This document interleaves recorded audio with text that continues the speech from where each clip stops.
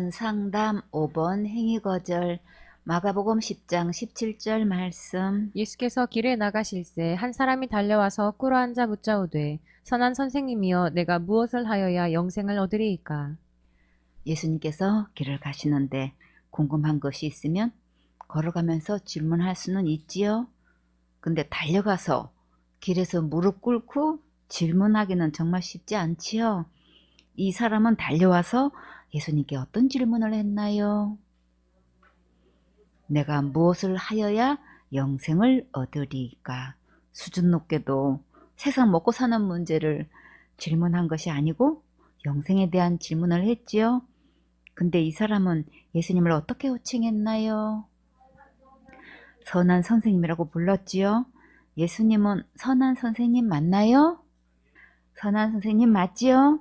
근데 이렇게 예수님을 불렀다가 예수님께 한 소리 들었어요. 왜 그러셨을까요? 마가복음 10장 18절 말씀. 예수께서 이르시되 내가 어찌하여 나를 선하다 일컫느냐. 하나님 한 분 외에는 선한 이가 없느니라.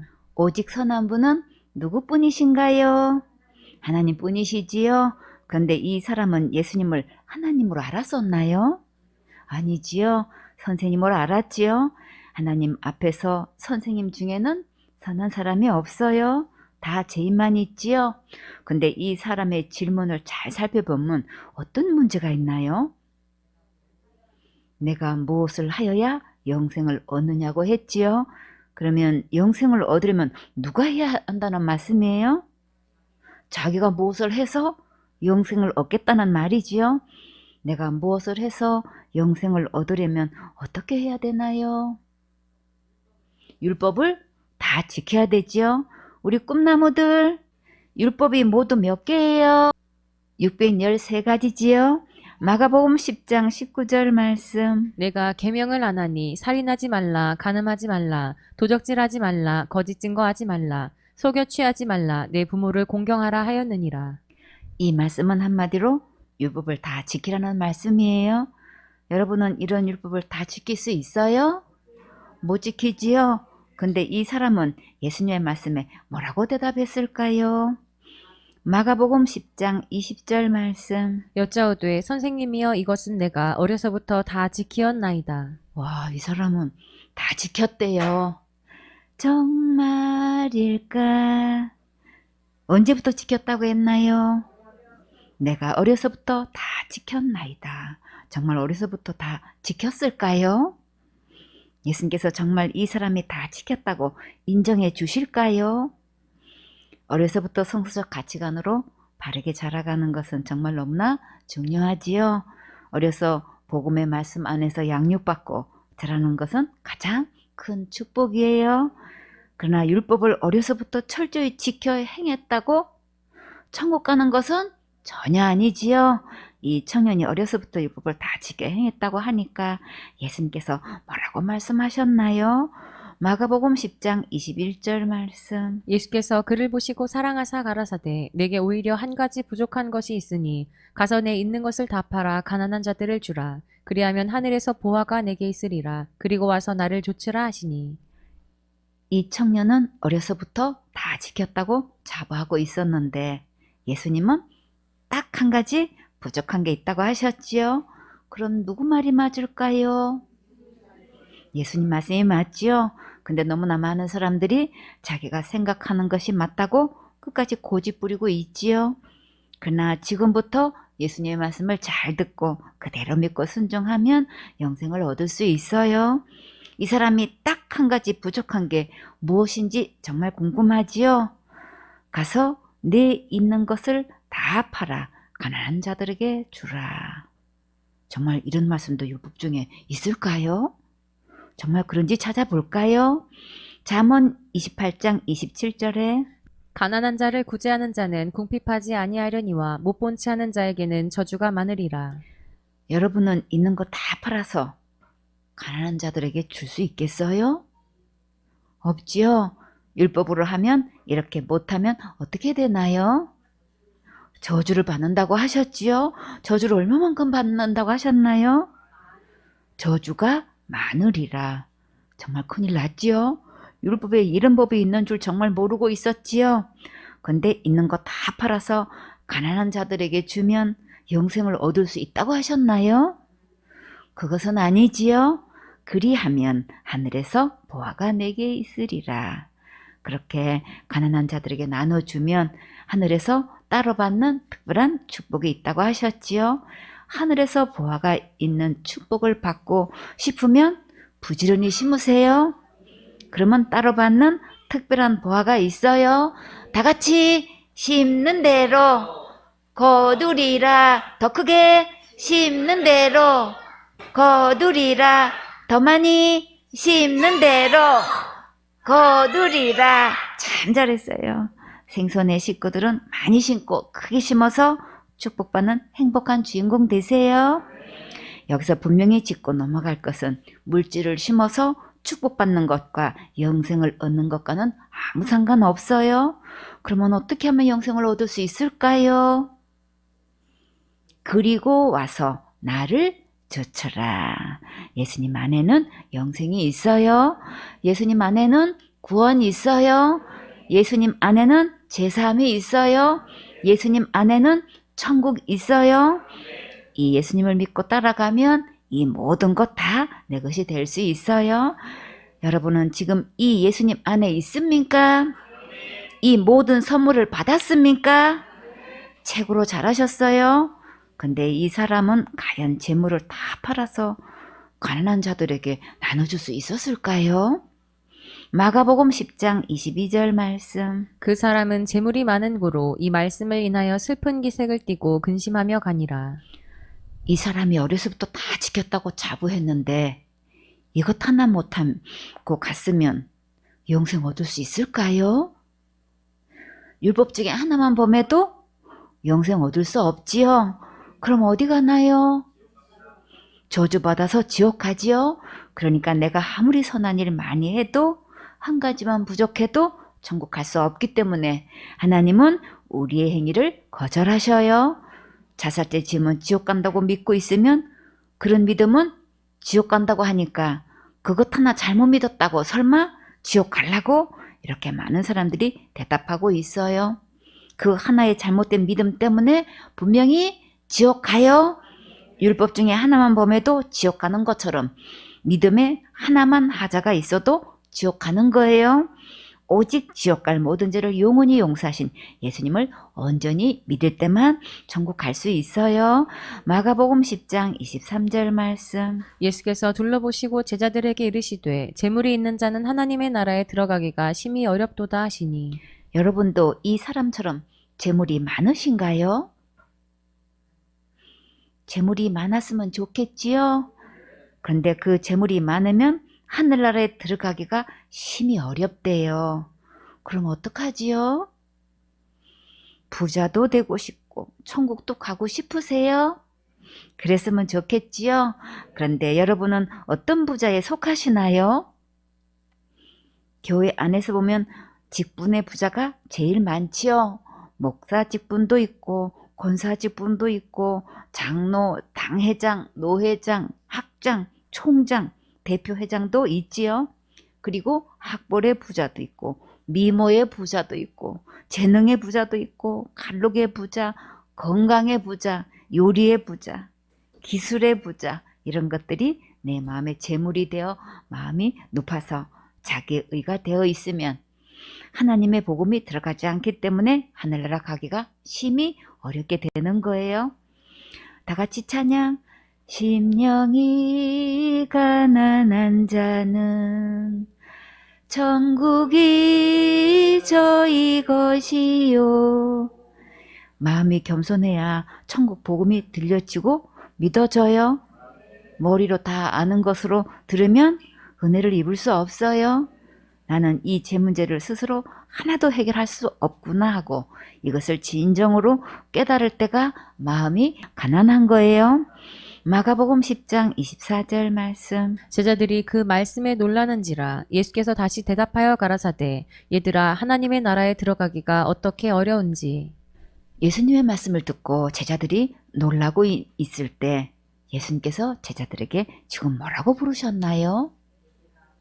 얘들아 하고 부르셨지요. 다 장가들어서 가정이 있는 자들일 텐데 이렇게 부르셔도 시험 두지 않을까요? 예수님께서 재홍아, 원이라, 범대야 이렇게 부르신다면 여러분은 크게 아멘 하겠어요? 은영아, 가영아, 나영아, 혜진아, 미소야 이렇게 내 이름을 불러주시면 정말 행복하겠지요. 다 같이 찬양. 내 이름 불러주시니 이 어인은 은혜인가. 내 이름을 불러만 주셔도 정말 감사하고 감지덕지하지요. 예수님께서 얘들아 하는 멤버에 내가 들기만 한다면 정말 진짜 신나지요. 내 이름 불러만 주셔도 감사합니까? 생소원의 서울교회 식구로 불러만 주셔도 정말 감사합니까? 얘들아 하시면서 천국 갈 수 있는 말씀을 들려주셔서 정말 눈물 나도록 감사하지요. 오늘 예수님께서 하늘나라 들어가기가 쉽다고 하셨나요? 어렵다고 하셨나요? 얘들아 하나님 나라에 들어가기가 어떻게 어려운지 과연 얼마나 어렵길래 이렇게 기묘하게 말씀하실까요? 마가복음 10장 25절 말씀. 약대가 바늘기로 나가는 것이 부자가 하나님의 나라에 들어가는 것보다 쉬우니라 하신대. 약대가 바늘기로 지나갈 수 있나요? 없지요. 근데 왜 부자가 하늘나라 들어가기가 이거보다 더 어렵다고 하셨을까요? 세상 사람들은 부자들을 부러워하고 부자 되기를 소원하는데 천국 가는 문제는 왜 더 어려울까요? 마가복음 10장 26절 말씀. 제자들이 심히 놀라 서로 말하되 그런즉 누가 구원을 얻을 수 있는가 하니 이 사람은 자기가 율법을 어려서부터 다 지켰다고 자부한 사람이었지요. 이 말씀은 율법을 지켜서 구원받을 수 있는 사람은 전혀 없다는 말씀이에요. 여러분은 얼마나 부족하신가요? 예수님 보시기에 딱 한 가지만 부족해도 천국 못 간다고 하셨지요. 이 사람이 어려서부터 율법을 다 지켜왔는데 재물을 다 팔아 가난한 자들에게 나눠줄 수는 없었어요. 이 사람은 못했는데 여러분은 할 수 있어요? 우리도 못하지요. 그러면 우리는 어떻게 하면 될까요? 오직 예수님을 믿어야겠지요. 마가복음 10장 27절 말씀. 예수께서 저희를 보시며 가라사대 사람으로는 할 수 없으되 하나님으로는 그렇지 아니하니 하나님으로서는 다 하실 수 있느니라. 예수님께서 사람은 누구를 막라고 할 수 없다고 분명히 말씀하셨어요. 율법을 다 지켜서 천국 갈 수 있는 사람은 이 세상에 아무도 없는 거예요.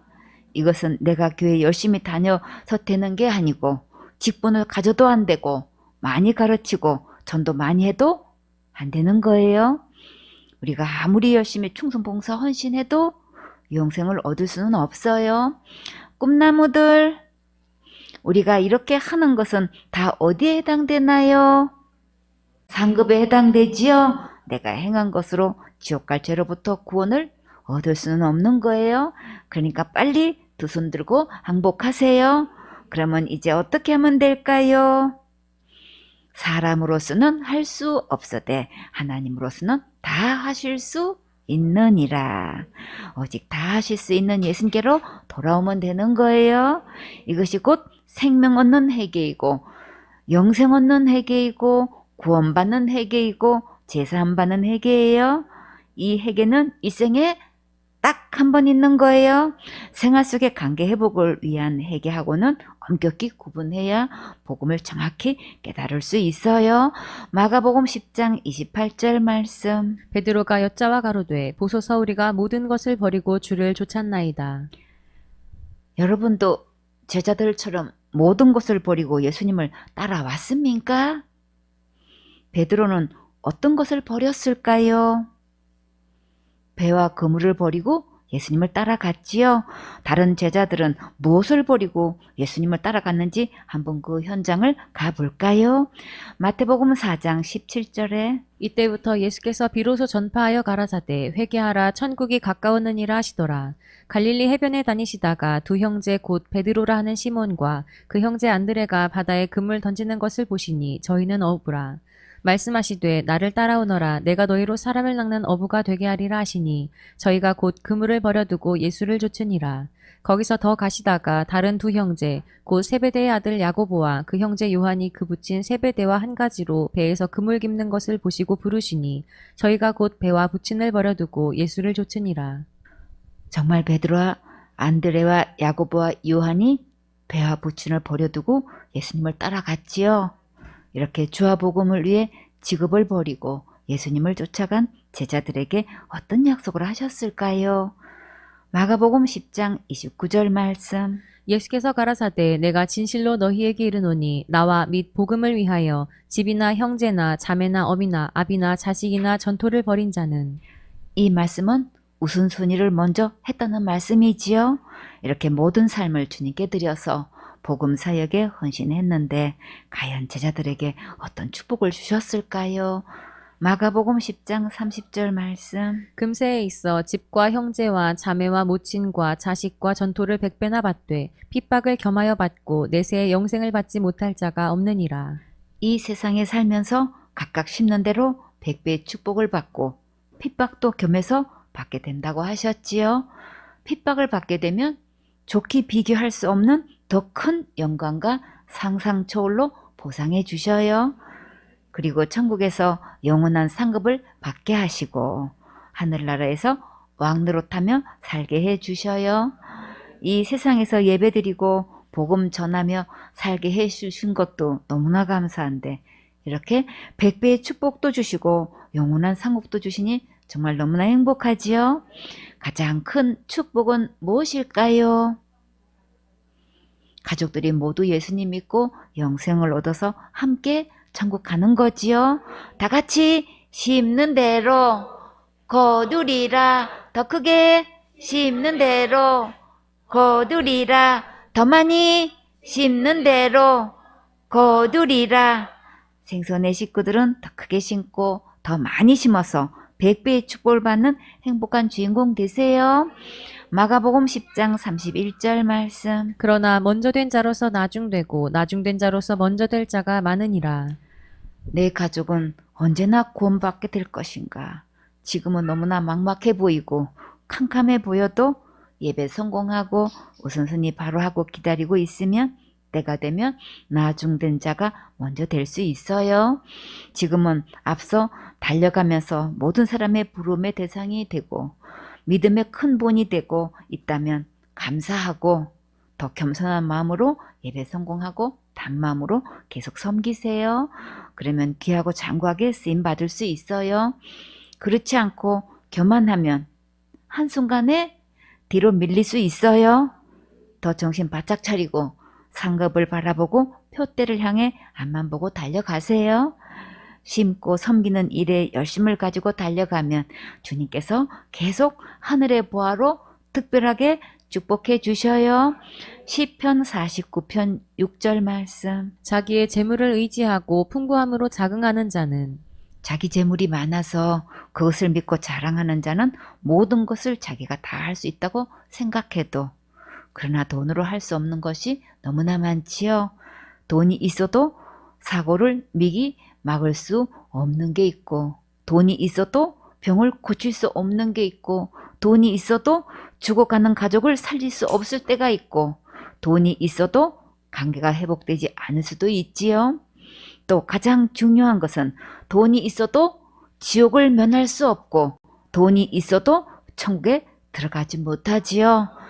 그러니까 재물이 있고 풍부하다고 교만하고 자랑하고 남을 업신여기고 하대하면 안 되겠지요. 시편 49편 7절 말씀. 아무도 결코 그 형제를 구속하지 못하며 저를 위하여 하나님께 속전을 바치지도 못할 것은 돈으로 자신도 지옥 갈 모든 죄에서 구원할 수 없고 형제도 구원할 수 없어요.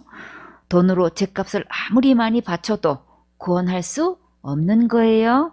왜 그럴까요? 죄의 삭은 사망이라 죄값은 생명을 요구하기 때문에 우리는 할 수 없는 거예요. 시편 49편 8절 말씀. 저희 생명의 구속이 너무 귀하며 영영이 못할 것임이라. 구속하는 값이 얼마나 되길래 영영이 못한다고 하실까요? 우리는 다 얼만큼 죄의 빚을 졌나요? 1만 달란트 빚을 졌지요. 마태복음 18장 24절에 회개할 때에 1만 달란트 빚진 자 하나를 데려오매 이 1만 달란트 빚진 자가 곧 누구일까요? 나지요? 곧 우리예요? 그러면 1만 달란트는 우리 계산으로 얼마나 되는지 한번 알아볼까요? 한 데나리오는 노동자 하루 품삯이에요. 우리나라는 노동자 하루 품삯은 얼마나 되나요? 기술과 분야에 따라 다 다르겠지요? 그래서 계산하기가 복잡한데 유대인들은 이렇게 한 데나리온이 정해져 있었어요. 한 달란트는 6천 데나리온인데 6천을 365일로 나누면 16년 4개월 4일이 돼요. 이것을 만 년을 곱하면 16만 년 넘게 노동해서 벌어야 해요. 근데 여러분은 16만 년 동안 살 수 있겠어요? 살 수 없지요? 하루에 나가서 노동해서 한 데나리온 보러 올 수 있으세요? 나이 들고 건강하지 못하면 노동도 하지 못하지요? 나 하나 죗값도 일생 동안 벌어도 갚을 수 없는데 어떻게 형제의 죗값을 갚을 수 있겠어요? 그래서 우리의 선행으로는 아무리 힘쓰고 애써도 죗값을 계산할 수 없다는 말씀이에요. 오직 죄에서 구속하신 예수님 안에만 죄사함이 있고 구원이 있어요. 1만 달란트 빚진 자는 오늘 예수님께로 와서 죄의 속선을 받는 행복한 주인공 되세요. 사도행전 4장 12절 말씀. 다른 이로서는 구원을 얻을 수 없나니 천하 인간의 구원을 얻을 만한 다른 이름을 우리에게 주신 일이 없음이니라 하였더라. 다른 이로서는 구원할 수 없으면 그 속에는 누구도 포함되나요? 나도 포함되지요. 나도 할 수 없다는 것을 깨달아야 비로소 절박한 심정으로 하나님의 은혜를 구하게 돼요.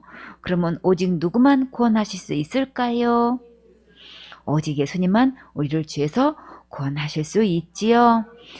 사랑하는 꿈나무들, 예수님의 이름의 뜻이 무엇인가요? 마태복음 1장 21절에 아들을 낳으리니 이름을 예수라 하라. 이는 그가 자기 백성을 저희 죄에서 구원할 자이심이라 하니라. 예수님의 이름 뜻 그대로 오직 예수님만 지옥 갈 모든 죄에서 나를 구원해 주셨지요. 우리의 모든 죄를 해결해 주셨고 온 세상 죄를 지고 가셨고 친히 십자가에서 담당하셨어요. 우리의 선한 행위로 죄에서 구원할 수 없으니까 예수님은 우리의 행위를 거절하셔요. 천하인간의 다른 이로서는 구원 얻을 이름을 주신 적 없으셔요. 그러니까 내 선한 행위로 천국 갈 수 있다고 생각하지 마세요.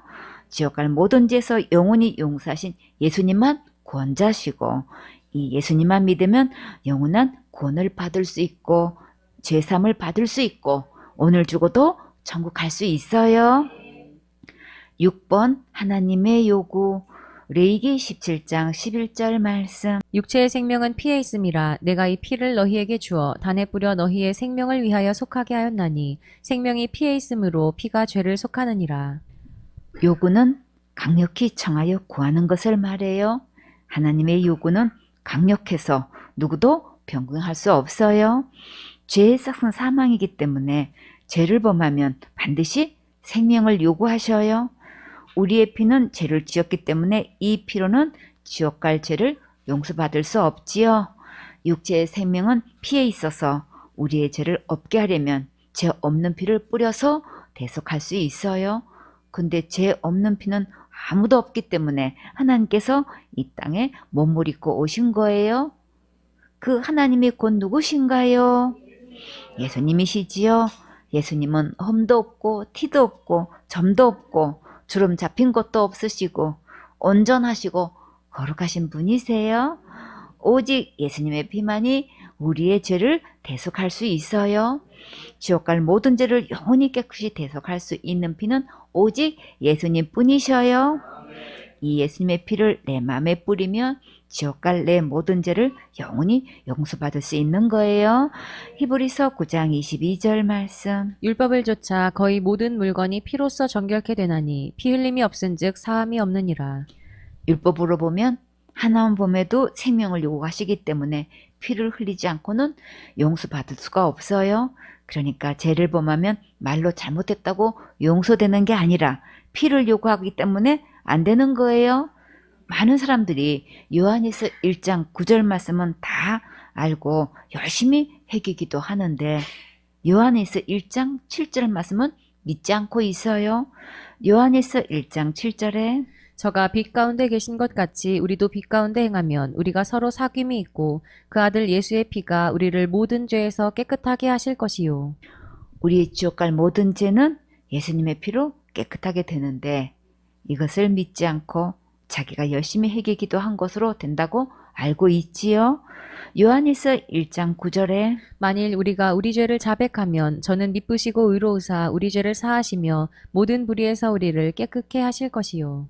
먼저 예수님의 피로 깨끗하게 용서하셨기 때문에 죄를 자백하면 용서가 되는 것이지 모든 죄를 깨끗하게 하신 예수님의 피를 믿지 않으면 아무리 죄를 자백해도 죄는 여전히 있는 거예요.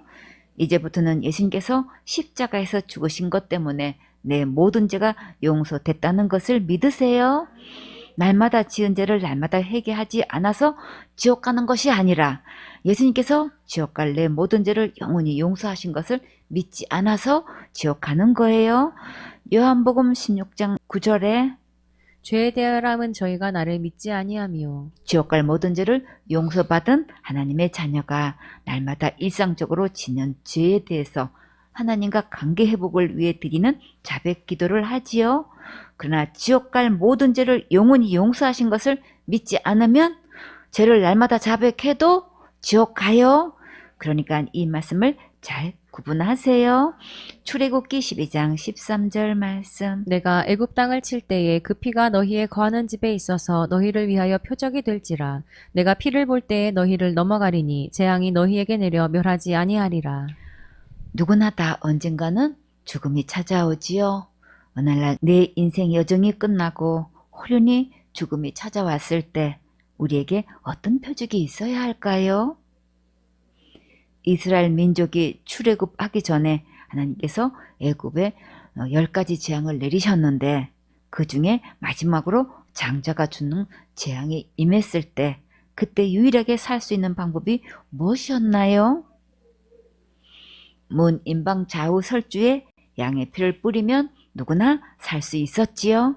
천사가 지나갈 때도 직분을 본 것도 아니고 선행을 본 것이 아니라 오직 문에 양의 피를 보았지요. 내 선한 행위가 표적이 절대 아니고 어린 양의 피가 표적이에요. 그러면 우리 마음에는 누구의 피가 뿌려져 있어야 할까요? 어린 양 예수님의 대속의 피가 내 마음에 뿌려져야만 지옥의 재앙을 면할 수 있어요. 예수님께서 십자가에서 흘리신 피가 지옥 갈 내 모든 죄를 영원히 용서하신 것이 마음으로 믿어질 때 내 안에 예수님의 피가 뿌려지는 거예요. 하나님께서 원하시는 표적은 오직 예수님의 피예요. 하나님께서 원하시는 요구도 오직 예수님의 피예요.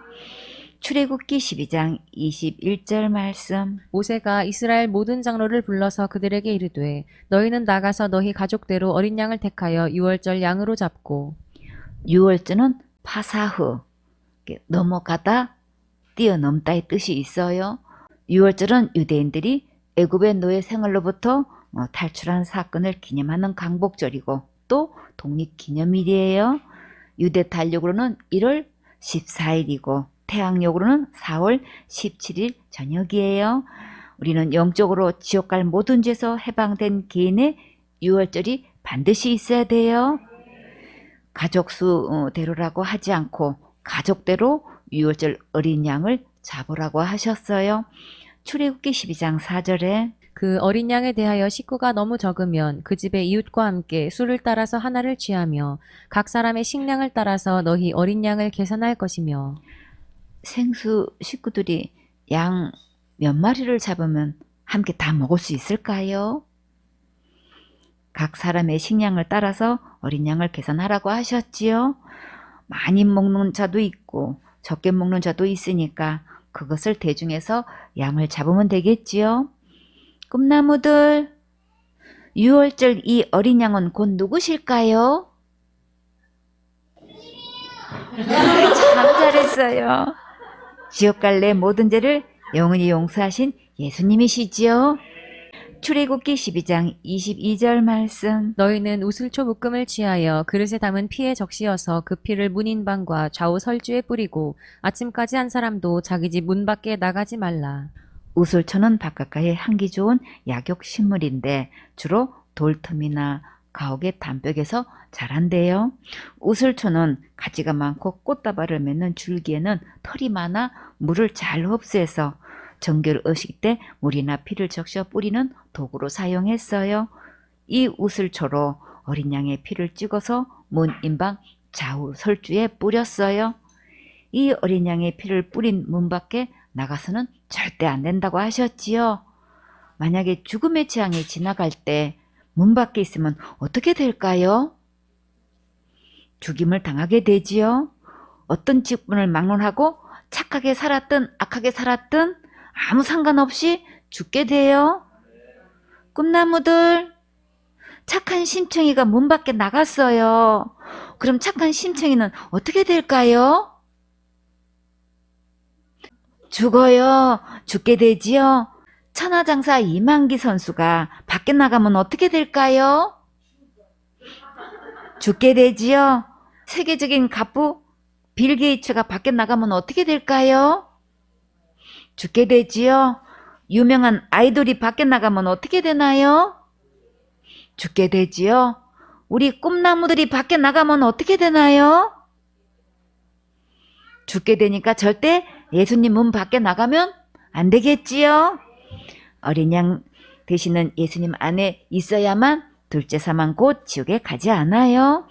자기의 직분이나 자기가 행한 것 믿고 있으면 예수님 안에 있는 것 아니에요.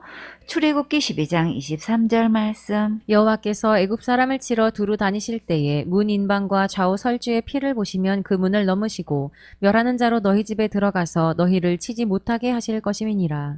하나님께서 애굽 사람을 치러 두루 다니실 때에 무엇을 보셨나요? 죄를 많이 지었나 큰 죄를 지었나 보셨을까요? 회개를 얼마나 철저히 많이 했나 보셨을까요? 얼마나 충성, 봉사, 헌신 했나를 보셨을까요? 오직 어린 양의 피만 보셨지요. 어린 양의 피가 부러져 있으면 문을 넘어서 치지 못하게 하셨어요. 이렇게 오직 어린 양 예수님의 피가 내 마음에 있어야만 죽음을 면할 수 있다는 것을 꼭 기억하세요. 출애굽기 12장 24절 말씀. 너희는 이 일을 규례로 삼아 너희와 너희 자손이 영원히 지킬 것이니. 이 복음은 영원한 복음이기 때문에 반드시 어린 양 예수님을 통해서만 죄에서 구원받을 수 있어요. 어린 양 예수님께서 친히 몸을 입고 오셔서 십자가에서 희생이 되심으로 죄에서 이미 구원하셨지요. 예수님의 구원은 영원한 구원이에요. 이 예수님의 십자가의 은혜의 복음이 절대 변질되지 않고 온전히 전해야 되듯이 이 6월절의 교훈은 자손 대대로 지켜야겠지요. 고린도전서 5장 7절 말씀. 너희는 누룩 없는 자인데 새 덩어리가 되기 위하여 묵은 누룩을 내어버리라. 우리의 유월절 양 곧 그리스도께서 희생이 되셨느니라. 누룩은 율법과 죄와 다른 교훈을 말해요. 너희는 누룩 없는 자인데 그러면 지금 죄가 있는 자와 없는 자가 나뉘어지지요. 여러분은 죄가 있고 싶어요? 없고 싶어요? 당연히 없고 싶지요. 율법과 죄에서 완전히 해방된 자가 있고 아직도 율법과 죄 아래 있는 자가 있어요. 지금 구원의 문이 열렸으니까 죄의 세장에서 나오면 되는데 고집 부리고 버티고 있지요. 이제 씨름은 그만하고 죄의 문을 박차고 나오세요. 그러면 해방의 기쁨을 맛볼 수 있어요. 저 세장의 문이 열렸으니까 새가 날듯이 속히 벗어나세요. 죄 없는 새 덩어리가 되려면 어떻게 해야 될까요? 묵은 누룩을 내어 버리라. 옛것은 내어 버리면 되는 거예요. 죄 없는 새 덩어리는 예수님께서 다 만들어 놓으셨는데 문제는 내가 내어 버리지 못해서 문제가 되고 있어요. 이것은 악한 사탄이 정과 애착을 발동해서 내어 버리지 못하게 하는 거예요. 정은 주는 걸까요? 받는 걸까요? 쓸데없는 정은 끊는 거예요. 이사 오는데 30년 넘게 사용한 가구를 다 버리고 와야 하는데 그것을 버리는 게 쉬운 게 아니었어요. 왜 그랬을까요? 그동안 함께 살았던 정과 추억 때문에 버리기 쉽지 않지요. 주님의 도움이 아니었으면 정말 할 수 없는 상황이었는데 싹 버리고 왔는데 주님께서 전에 가구보다 훨씬 더 좋은 새 곳으로 모두 구입하게 해 주셨어요. 이사 와서도 가전 제품들을 새 것으로 싹 바뀌어 주셨고 필요한 것 구하기만 하면 전부 주셨어요. 주님은 주시고 또 주시고 싶어 하셔요. 예수님께서 제일 주고 싶어 하시는 게 무엇일까요? 지옥 갈 모든 죄에서 구원하신 구원의 선물을 주고 싶어 하시지요. 근데 문제는 묵은 누룩을 내어버리지 않기 때문에 주어도 받지를 않고 있어요. 정과 애착을 버리세요. 예수님께서 정과 욕심을 십자가에 못 박으라고 하셨지요. 그 정은 곧 그동안 다른 교훈에 너무나 중독되어 있어서 내어버리지 못하고 있어요. 누룩이 무엇인지 한번 깊이 상고해 볼까요? 고린도전서 5장 8절에 이러므로 우리가 명절을 지키되 묵은 누룩도 말고 괴악하고 악독한 누룩도 말고 오직 순전함과 진실함에 누룩 없는 떡으로 하자. 누룩에는 이렇게 묵은 누룩, 괴악한 누룩, 악독한 누룩이 있어요. 이 누룩들이 과연 어떤 것들인지 예수님께서 친히 말씀해 주셨으니까 잘 들어보세요. 마태복음 16장 6절에 예수께서 이르시되 삼가 바리새인과 사두개인들의 누룩을 주의하라 하신대. 여기서 누룩은 바리새인과 사두개인들의 교훈을 주의하라는 말씀이에요. 마태복음 16장 11절에 어찌 내 말한 것이 떡에 관함이 아닌 줄을 깨닫지 못하느냐. 오직 바리새인과 사두개인들의 누룩을 주의하라 하시니 그제야 제자들이 떡의 누룩이 아니요 바리새인과 사두개인들의 교훈을 삼가라고 말씀하신 줄을 깨달으니라. 바리새인과 사두개인들은 율법 외에 다른 교훈을 613가지나 만들어 놓고 따로 지키고 있었어요. 이것을 지키지 않는 자들을 죄인 취급하며 정죄했고 차별하며 멸시했어요. 마가복음 8장 15절에 예수께서 경계하여 가라사대 삼가 바리새인들의 누룩과 헤롯의 누룩을 주의하라 하신대. 헤롯의 누룩을 주의하라고 하셨지요. 헤롯은 예수님을 만나 무엇을 요구했었나요? 기적 베풀기를 원했지요. 예수님을 믿고 구원받는 데는 관심이 전혀 없고 이적 행하기를 바라고 있었지요.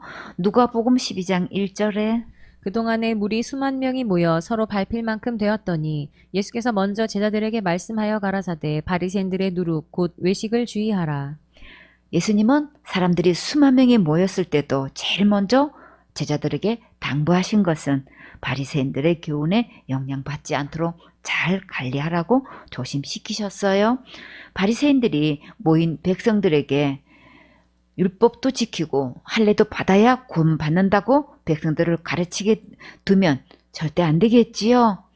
사두개인의 교훈은 무엇일까요? 사두개인들의 생각과 주장하고 있는 것들이 무엇인지 보면 그 사상과 교훈을 알 수 있겠지요. 마가복음 12장 18절에 부활이 없다 하는 사두개인들이 예수께 와서 물어가로되 예수님은 부활하셨는데 이렇게 정면으로 하나님의 기록된 말씀을 부인하는 말을 들으면 안 되겠지요. 사도행전 23장 8절에 이는 사두개인은 부활도 없고 천사도 없고 영도 없다 하고 바리새인은 다 있다 함이라. 사두개인은 사후의 세계가 전혀 없다고 믿고 주장하고 있지요. 그래서 이 땅에서 어떻게 해서든 권력과 돈을 잡고 행사하려고 하고 있었어요. 근데 바리새인들은 사도이긴 하고 다르게 부활도 천사도 영도 다 있다고 믿고 있었는데 왜 바리새인의 교훈을 삼가하라고 하셨을까요? 마태복음 23장 13절에 화 있을진저 외식하는 서기관들과 바리새인들이여 너희는 천국문을 사람들 앞에서 닫고 너희도 들어가지 않고 들어가려 하는 자도 들어가지 못하게 하는도다. 바리새인들은 부활도 천사도 영도 다 있다고 믿고 전하고 있지만 심각한 문제는 바리새인들은 천국으로 인도하지를 않고 오히려 천국문을 닫아버리고 자기도 들어가지 않고 교인도 들어가지 못하게 막고 있지요. 겉으로는 유명한 목사님으로 알려져 있고 큰 교단에 소속되어 있고 신학 박사 학위를 받고 인품도 좋고 학식도 많고 교인들에게 너무나 잘하고 말씀도 얼마나 지성있게 재밌게 전하는데 문제는 어떻게 하면 천국 갈 수 있는지 제3을 받는지 거듭날 수 있는지 전혀 가르치지 않아요. 왜 가르치지 않을까요? 모르니까 가르치지도 못하고 자기가 거듭나지 못했으니까 알려줄 수도 없겠지요. 그래서 예수님은 저들을 소경이라고 하셨어요. 소경이 소경을 인도하면 어떻게 되나요? 구덩이에 빠지지요. 이 구덩이는 어디일까요? 지옥이지요. 마태복음 23장 15절에 화 있을진저 외식하는 서기관들과 바리새인들이여 너희는 교인 하나를 얻기 위하여 바다와 육지를 두루 다니다가 생기면 너희보다 배나 더 지옥 자식이 되게 하는도다. 서기관들과 바리새인들이 교인 하나를 얻기 위해서는 나름대로 많은 비용을 들여서 애를 쓰지요. 그런데 심각한 문제는 교인을 천국 가게 하는 것이 아니고 배나 더 지옥 자식이 되게 하고 있어요. 정말 이것을 보시는 주님께서 얼마나 화가 나시고 분통이 터지시겠어요. 저 불쌍한 교인들 생각하면 정말 너무나 안타깝지요. 그러나 생손의 식구들은 천국 갈 수 있는 확실한 인도함을 받았습니까? 지금 적어도 천국 갈 수 있습니까? 정말 감사하지요.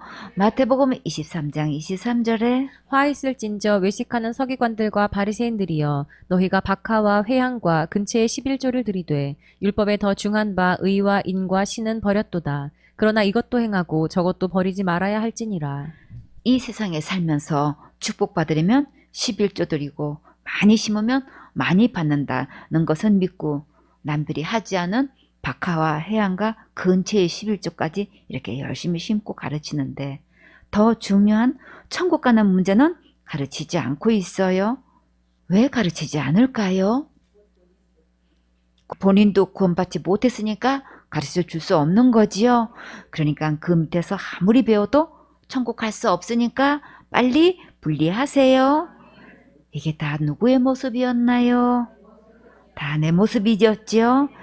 그런데 지금이라도 깨닫게 해주시고 거듭나게 해주시고 천국 갈 수 있게 해주시고 또 천국으로 인도할 수 있는 능력도 주셔서 정말 감사하지요. 지금부터 이 사두개인과 바리새인들의 교훈들을 빨리 배워버려야겠지요. 마태복음 23장 24절에 소경된 인도자여 하루살이는 걸러내고 약대는 삼키는도다. 사두개인과 바리새인들은 지금 교회로 말하면 지도자의 위치에 있는 자들이에요. 근데 예수님은 이들을 지금 누구라고 하셨나요? 소경이라고 하셨지요. 왜 소경이라고 하셨을까요? 천국 길을 알지도 못하고 인도할 수도 없으니까 소경이나 다름없지요. 열심히 충성봉사 헌신해야 천국 간다고 가르치면서 정작 지옥까지는 여전히 가지고 있고 자기들이 날마다 회개 기도로 해결하라고 가르치고 있지요. 그래서 이 바리새인들의 교훈대로 하면 단 한 명도 천국 갈 수 없기 때문에 조심하라고 하신 거예요. 마태복음 23장 28절에 이와 같이 너희도 겉으로는 사람에게 옳게 보이되 안으로는 외식과 불법이 가득하도다. 겉으로 보기에는 너무나 존경받고 훌륭한 목사님이신 것 같은데 영적으로 보면 지옥까지는 그대로 가지고 있고 심판과 지옥이 따라다니고 있으니 정말 안타깝지요. 하나님의 요구는 오직 예수님의 의로운 피만 요구하셔요. 우리의 그 어떤 선행으로도 죄를 해결할 수 없기 때문에 분명히 거절하셨어요. 그래서 우리의 유월절 양 곧 예수님께서 희생이 되셨지요. 예수님께서 십자가에서 흘리신 그 피만 나를 지옥 갈 모든 죄에서 구원하실 수 있어요. 하나님의 요구는 이 예수님의 피를 요구하셔요. 우리의 선한 행위는 그럼 어디에 해당되나요? 상급에 해당되지요. 그러니까 우리의 행위로 죄에서 구원할 수는 없으니까 하나님의 말씀을 이제부터 잘 분별하세요. 아멘.